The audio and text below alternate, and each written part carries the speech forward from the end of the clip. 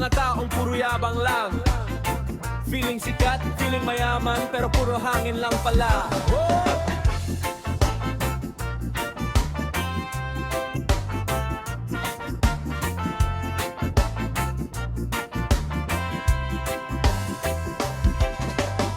Pagdating mo parang artista, lakad mo akala mo may kamera.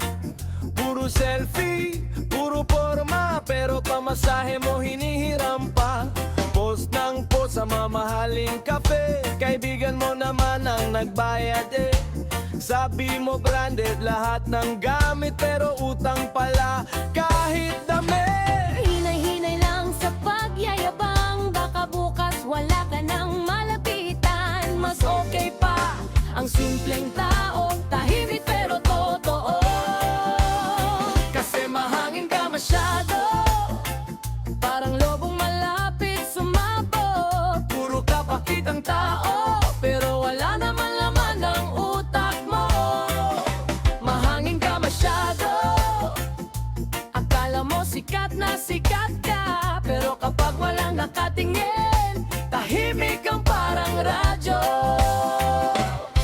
kahit saan gusto ikaw bida, parang celebrity sa barangay nyo talaga. Kwento mo lagi marami kang pera, pero laman ng wallet mo resibo lang pala. Mahilig ka pang malait ng iba, kala mo naman perpekto ka na. Kapag may pera, ang ingay-ingay mo, pero pag ubos na bigla kang naglalaho.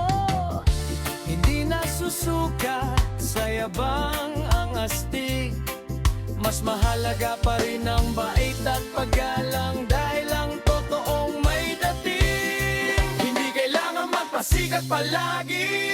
Mahangin ka masyado, parang hangin walang direksyon. Oh, Puro ka pabibo lagi, pero wala namang naniniwala sa'yo lagi. Mahangin ka masyado, feeling hari ng kanto nyo.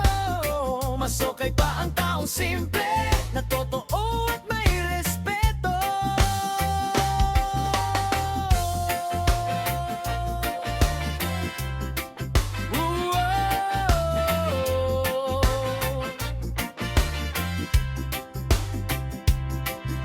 Bawasan mo ang yabang mo, dahil minsan ang sobrang hangin, siya ring dahilan ng pagbagsak mo. Mahangin ka masyado.